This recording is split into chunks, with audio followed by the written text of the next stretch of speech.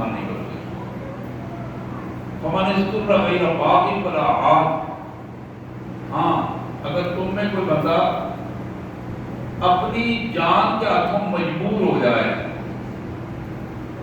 لیکن بغاوت کرنے والا نہ ہو، قانون توڑنے والا نہ ہو، حد سے بڑھنے والا نہ ہو، فإن اللہ غفور رحیم، اگر وہ ان چیزوں میں سے کسی کا کھا لے، اپنی جان بچا لے تو اللہ تعالیٰ اسے معاف کر دیں گے.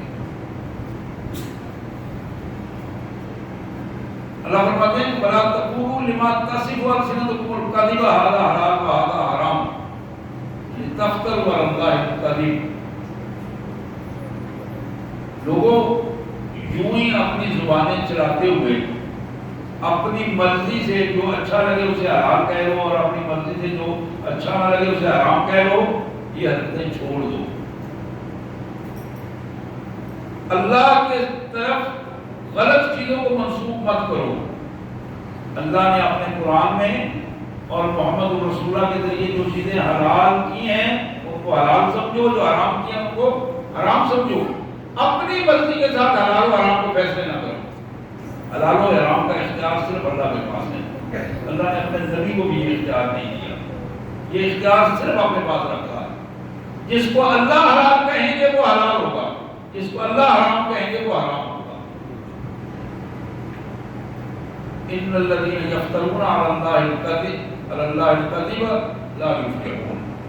اللہ پر کی طرف جو لوگ جھوٹ منسوخ کرتے ہیں، خود بات گھڑ کے حلال و حرام کے بارے میں اللہ کی طرف منسوخ کر دیا. اللہ فرماتے ہیں ہم کبھی بھی ان کو کامیاب نہیں ہونے دیں گے، ہم کبھی بھی ان کو کامیاب نہیں ہونے دیں گے. متاع قلیل، تھوڑا وقت ہے، یہ دنیا تھوڑا وقت ہے، ختم ہونے والی ہے. ان لوگوں کی زندگیاں ختم ہونے والی ہیں. وَلَهُمْ عَذَابٌ أَلِيمٌ، بڑے بدترین عذاب میں یہ مبتلا ہوں گے. وَعَلَى الَّذِينَ هَادُوا حَرَّمْنَا مَا قَصَصْنَا عَلَيْكَ مِن قَبْلُ، ہم نے یہودیوں پر کچھ چیزیں حرام کی تھی میرے رسول کو پہلے ہم نے آپ کو بتا دیا ہے. وَمَا ظَلَمْنَاهُمْ، ہم نے یہودیوں پر ظلم نہیں کیا، وَلَٰكِن كَانُوا أَنفُسَهُمْ يَظْلِمُونَ، لیکن حلال و حرام کا خیال نہ کرتے ہوئے یہ یہود قوم ذلت اور رسوائی ان کا مقدر تب بنی جب خود انہوں نے اپنے آپ کو ظالم ثابت کر دیا. آخری آیت ہے تو بڑی اہم آیت ہے. اللہ فرماتے ہیں کہ ثم ان ربک للذین عملوا السوء بجہالہ، ہاں تم میں سے جن لوگوں سے بھول کر غلطی ہو جائے، بھول کر کوئی جرم کر بیٹھے، جہالت اور نادانی میں کوئی عمل ایسا ہو جائے جو اللہ کی حکم کے خلاف ورزی ہو، ثم تابوا من بعد ذلک، پھر اس کے بعد وہ اللہ کی طرف واپس لوٹ آئیں شرمندگی کے ساتھ توبہ کرتے ہوئے، وَأَصْلَحُوا، اور اپنے آپ کو درست کر لیں، اپنا رویہ درست کریں، عمل درست کریں. ان ربک من بعدها لغفور رحیم، جو لوگ اس کیفیت میں آ جاتے ہیں یقیناً اللہ تعالیٰ انہیں معاف بھی کرے گا اور اللہ اپنی رحمتوں سے ان کا استقبال کرے گا. سبحان اللہ وبحمدہ، سبحان اللہ العظیم وبحمدہ، نستغفر اللہ.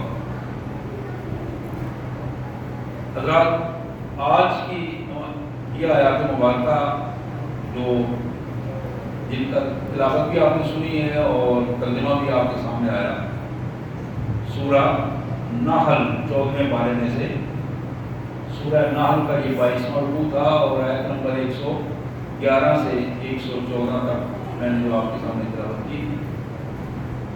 ان میں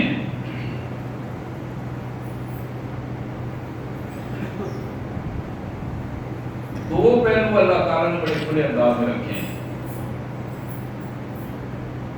اور ان دو پہلوؤں سے پوری کائنات کے لوگوں کو جوڑا ہے، سیدھا راستہ دکھایا ہے. ایک پہلو یہ ہے کہ دنیا میں کچھ لوگ ایسے تھے جو اچھے انداز میں اپنا وقت گزار رہے تھے، رزق بھی ان کے پاس تھا، عزت بھی تھی، اسٹیٹس بھی تھا، ملک بھی تھا، امن بھی تھا، سکون بھی تھا، اور پوری دنیا سے ان کے پاس رزق آ رہا تھا، کوئی کمی نہیں تھی. لیکن انہوں نے اللہ تبارک و تعالیٰ کی طرف سے اس رزق میں ناشکری کا عمل کیا. اللہ کی شکر گزاری کی بجائے ناشکری کی، اور اس ناشکری کی پوزیشن یہ بنی اللہ تعالیٰ نے ان کو دبوچ لیا.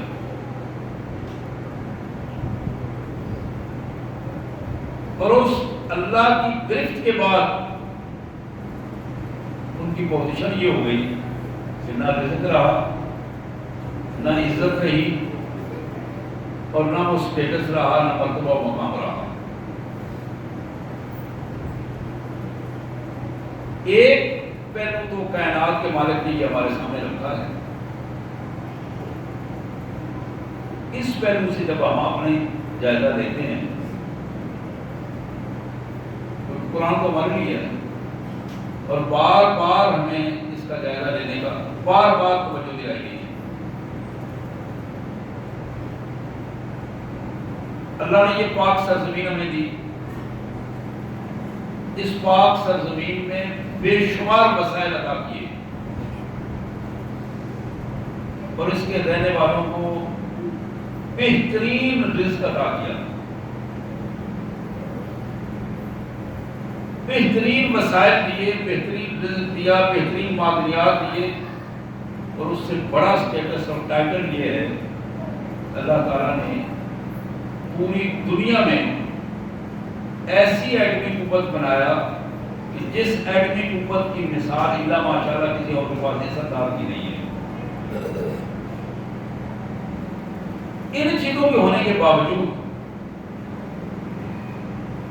جب قوم نے اور اس کی قیادت نے 75 سال گزرنے کے بعد بھی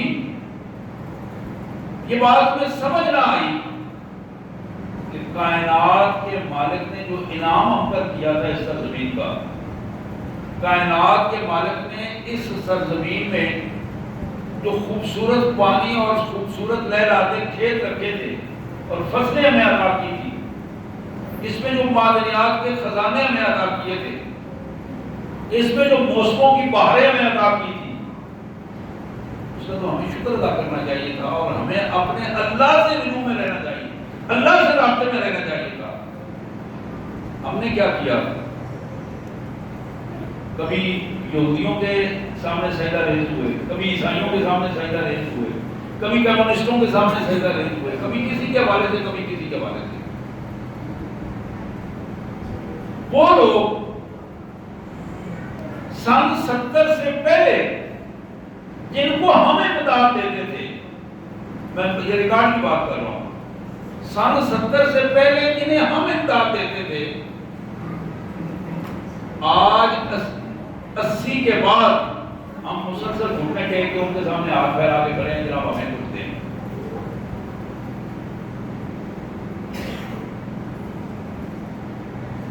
یعنی یہ بات ریکارڈ پر ہے کہ چائنا کے لوگ آزادی کے بعد پاکستان سے امداد کے معاہدے کروانے آئے تھے اور دینے کے لیے آئے تھے.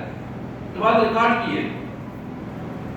سعودی عرب کے لوگ پاکستان میں خیرات دینے کے لیے آیا کرتے تھے.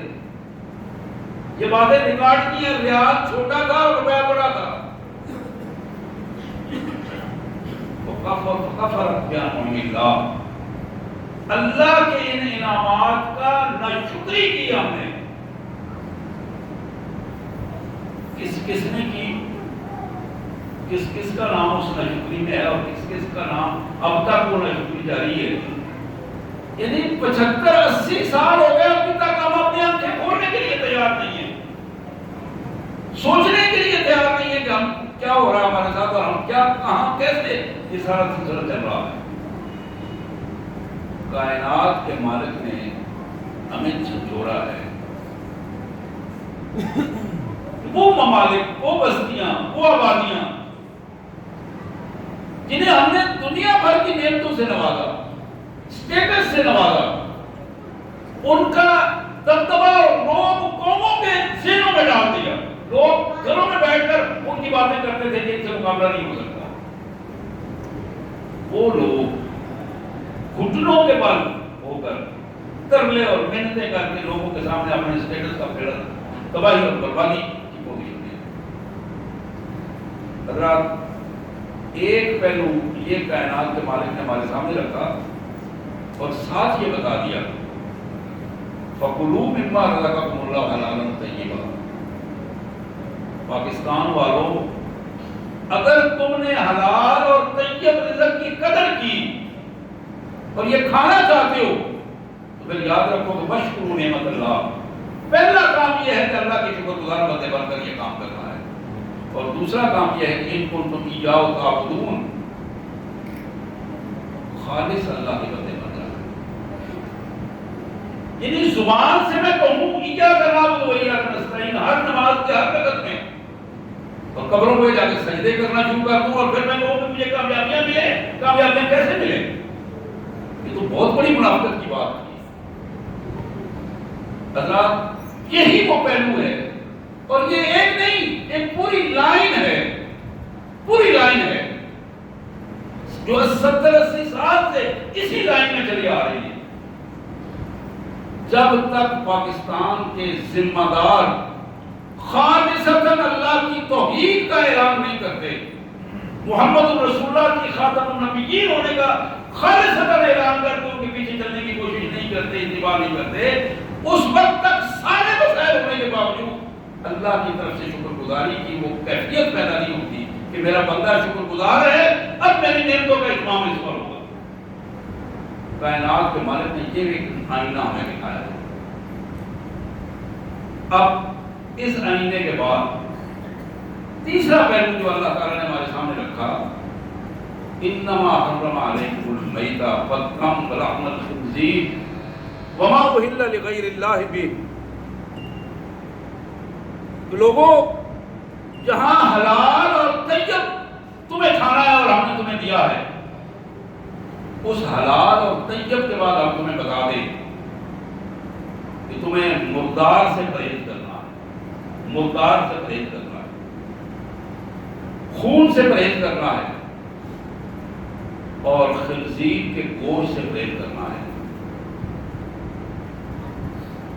اور اللہ کے سوا جہاں بھی جس انداز میں بھی کسی دوسرے کی عظمت کے لیے جو چیز دی جائے، اللہ کے مقابلے میں جو ایسا پہلو بن جائے، من دون اللہ ہو یا مع اللہ ہو، اللہ کے علاوہ وہ کام ہو یا اللہ کو ساتھ ملا کر وہ کام کیا جائے، اللہ کے نام کے ساتھ دوسروں کا نام لے لیا جائے اور اللہ کے علاوہ وہ کام ہو، ان دونوں پوزیشنوں میں وہ چیز حرام ہوگی اور اللہ تبارک و تعالیٰ اس میں برکت نہیں ڈالیں گے، وہ برکت نہیں ملے گی. اب حضرات ایک عمومی رویہ جس کو قرآن مجید ہمارے سامنے رکھتا ہے، مردار کی پوزیشن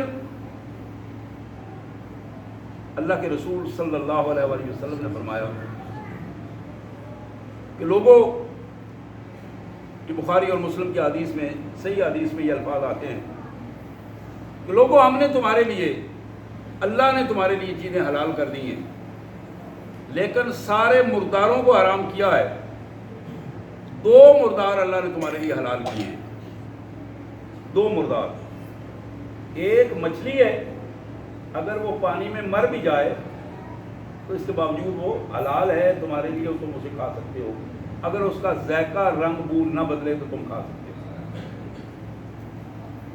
مچھلی مردہ کھائی جا سکتی ہے. اللہ کے رسول نے فرمایا کہ میرے اللہ نے اس کو حلال قرار دیا ہے. اسی طرح مکڑی کے بارے میں فرمایا، وہ مکڑی مر جائے تو اس کے سر کو الگ کر کے کھائی جا سکتی ہے. یہ 2 مچھلی اور مکڑی مردہ کیفیت میں بھی کھائے جا سکتے ہیں. اللہ نے ان دونوں کو حلال قرار دیا. اسی طرح خون کی بات ہوئی تو میرے آقا صلی اللہ علیہ وسلم نے فرمایا باقی سارے خون حرام ہیں، لیکن اللہ نے 2 خون تمہارے لیے حلال کیے ہیں. اور اللہ کے رسول صلی اللہ علیہ وسلم، یہ بھی حدیث بخاری میں اور مسلم میں موجود ہے، آپ نے فرمایا کہ اللہ نے وہ جو خون حلال کیے ہیں ان میں ایک تمہارا جگر کا خون ہے اور ایک تری کا خون ہے.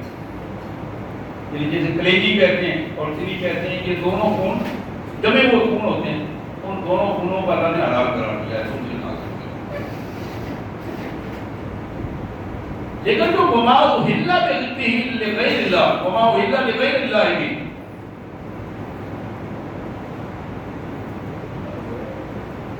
یہاں تک کہ حدیث مبارک میں یہ الفاظ آتے ہیں اگر کسی شخص نے کسی جان کو، کسی جانور کو، پورے کے پورے جانور کو کسی ایک فرد کے لیے روک کر رکھ لیا،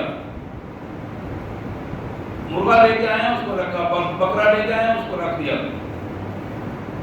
میرا فلاں بندہ آئے گا تو میں اس وقت یہ ذبح کروں گا، ایک بندے کے نام پر ایک جان، اس کو حرام قرار دیا. یہ آپ کہہ سکتے ہیں کہ یہ جانور فلاں تقریب میں آ کے ہم ذبح کریں گے، سب کو کھلائیں گے، مہمان آئیں گے سب کو کھلائیں گے، اس میں کوئی حد نہیں بات نہیں. لیکن کسی ایک بندے کے لیے ایک کسی جان کو وقف کر دینا، اس کو حرام قرار دیا. یہ صرف اللہ کا حق ہے، اللہ کے حضور کو قربان کیا جا سکتا ہے. حضرات اس کے بعد قرآن مجید نے ہمارے سامنے تیسرا پہلو رکھا، وَلَا تَقُولُوا لِمَا تَصِفُ أَلْسِنَتُكُمُ الْكَذِبَ هَذَا حَلَالٌ وَهَذَا حَرَامٌ. اپنی زبانوں کو اللہ نے فرمایا کنٹرول کرو اور جذبات کو کنٹرول کرو. مومن بندہ وہ ہوتا ہے، ایمان کی نشانی یہ ہے کہ جہاں اللہ اور اللہ کے رسول کا حکم آ جائے وہاں اس کا کوئی تعلق اس کے راستے میں رکاوٹ نہ بنے. ہمارے راستے میں رکاوٹ کیا بنتا ہے؟ اپنی ذاتیں بن جاتی ہیں، اپنے والدین کے، اپنے رشتہ دار، بیوی بچے رکاوٹیں بنتے ہیں، برادریاں رکاوٹیں، یہاں تک کہ اب ہماری سیاسی پارٹیاں رکاوٹیں بنتی ہیں، سیاسی لیڈر رکاوٹیں بن جاتے ہیں. نعوذ باللہ ہم اللہ کے بارے میں گستاخی برداشت کر دیتے ہیں، رسول اللہ کے بارے میں گستاخی برداشت کر جاتے ہیں، لیکن اپنے سیاسی لیڈر کے بارے میں بات سننے کے لیے تیار نہیں ہوتے. یہ شیطان کا وہ حملہ ہے، اس حملے نے ذلت و رسوائی کی عطا گہرائیوں میں گرا ہے. تو یہاں قرآن نے کہا اپنے آپ کو کنٹرول کرو، حرام اور حلال رویوں پر کنٹرول کر کے اپنے آپ کو یکسو کرو. اگر تم اللہ کے بندے بن کر رہنا چاہتے ہو تو پھر تمہاری ذمہ داری یہ بنتی ہے کہ تم اپنے آپ کو، زبان کو بھی کنٹرول کرو، رویے کو بھی کنٹرول کرو. اس لیے کہ بندہ مومن کی زبان اور رویہ یہ ہے، جہاں اللہ تبارک و تعالیٰ نے حکم دیا ہے وہاں قدم آگے بڑھاؤ، جہاں قدم روکنے کا حکم دیا ہے وہاں روک دو. مومن کا قدم اپنی مرضی سے یا کسی کے کہنے سے نہیں بڑھتا. مومن کا قدم آگے تبھی بڑھے گا جب اللہ اسے حکم دیں گے، اور وہیں رک جائے گا جہاں اللہ اور اللہ کے رسول اسے رکنے کا حکم دیں گے. یہاں اس پہلو کو ہمارے سامنے رکھا گیا اور پھر فرمایا متاع قلیل ولہم عذاب الیم.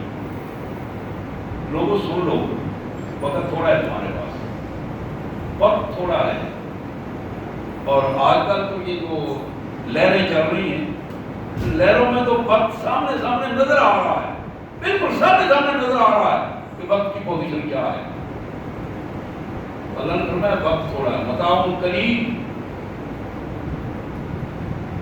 اس قلیل وقت میں، تھوڑے وقت میں، لمحات میں انتظار نہ کرو کہ کل تبدیل ہوں گے. دو دوست جا رہے تھے، ایک نے کہا کہ اذان ہوئی، اس نے کہا آؤ ذرا نماز کے لیے چلیں. اس نے کہا یار میں کل سے شروع کروں گا، کل سے میں وعدہ تمہارے ساتھ کل سے شروع کروں گا. راستے میں وہ ایکسیڈنٹ ہوا، ختم ہو گیا، کل کا لمحہ نہیں آیا. یہ لمحات کا کھیل نہیں ہے، یہ لمحات کے کچھ حصوں کا کھیل بن چکا ہے. اب ہماری ذمہ داری یہ بنتی ہے کہ ہم اپنے آپ کو اسی وقت تبدیل کریں، اس دنیا داری کے کسی تعلق کو ترجیح نہ دیں، ترجیح صرف اللہ والا شریف کو دیں. مواحد بنتے ہوئے اللہ کے حکم کو ترجیح دیں، محمد رسول اللہ کی سنت پر عمل کرتے ہوئے، اہل سنت بنتے ہوئے اللہ کے رسول کے حکم کو ترجیح دیں. حضور صلی اللہ علیہ وسلم کی حدیث پر عمل کرتے ہوئے، اہل حدیث بنتے ہوئے اپنے آپ کو اللہ کے حکم پر، اللہ کے رسول کے حکم کو ترجیح دیں. یہ سارے نام اس لیے ہیں کہ لوگوں کو دکھانے کے لیے نہیں ہے. اگر سنت اور حدیث کا نام استعمال ہوتا ہے تو سنت اور حدیث پر چلنے کے لیے استعمال ہوتا ہے, اس کو تجدید کے لیے استعمال ہوتا ہے. اسی طرح اگر لا الہ الا اللہ پڑھتے ہیں اس کا مطلب یہ ہے کہ ہم یہ تسلیم کریں اشہد ان لا الہ الا اللہ وحدہ لا شریک لہ, کہ حکم قرآن صرف اللہ ہے, حکم اس کا مانوں گا, اللہ کے مقابلے میں کسی کا حکم نہیں مانوں گا, وہ اکیلا ہے, اس کا کوئی شریک نہیں ہے. اس بات کو ہم اپنے ذہنوں میں بٹھائیں. جب یہ بات ہمارے ذہنوں میں بیٹھے گی پھر ہماری کامیابی کے راستے کھلیں گے. آج ہمارے ملک میں یہ جو میں بتا رہا تھا 75-80 سال سے جو ذلت اور رسوائی ہے, سب کچھ ہونے کے باوجود میرے بھائیوں یہ کبھی ختم نہیں ہوگی. نہ بھوک ختم ہوگی, نہ خوف ختم ہوگا. یہ تب ختم ہوگی جب ہم اپنے نفس کی ذلتوں سے باہر نکلیں گے, جب صرف اللہ سے رجوع ہوگا, جب باطل کے سارے افغانستان میں طالبان نے کیا کیا, یعنی بڑے سے بڑے لوگوں کی وہ جو چوہے ہیں وہ گردن سے اتار کے پھینک دیے. جب تک بندہ مومن اللہ کا قرادہ اپنے گلے میں نہیں پہنتا اور باقی سب کو اتار کر نہیں پہنتا, اس وقت تک بندہ مومن نہیں بن سکتا. کامیابی کا ایک ہی ذریعہ ہے اللہ کے بنے اور پورے کے پورے بنے, منافقت سے اللہ کے نہ بنے. جب منافقت رہے گی کوئی چیز حاصل نہیں ہوگی. اللہ سے دعا ہے اللہ تبارک و تعالیٰ ہمیں اپنا خالص بندہ بنائے اور اللہ تعالیٰ ہماری مشکلات کو حل فرمائے, ہماری اس سرزمین کو بارآور فرمائے, اس کی حفاظت فرمائے اور ہمارے سارے ذمہ داران کی اصلاح فرمائے اور انہیں اپنے قرآن اور اپنے دین کے مطابق چلنے کی توفیق عطا فرمائے اور اس نظام کو چینج کرنے کی توفیق دے کہ جو نظام دوسروں کی سپورٹ کرتا ہے, باطل کی سپورٹ والے نظام کو بدل کے اللہ انہیں توفیق دے کہ وہ خالص اسلام کا نظام لائیں. وآخر دعوانا الحمدللہ رب العالمین.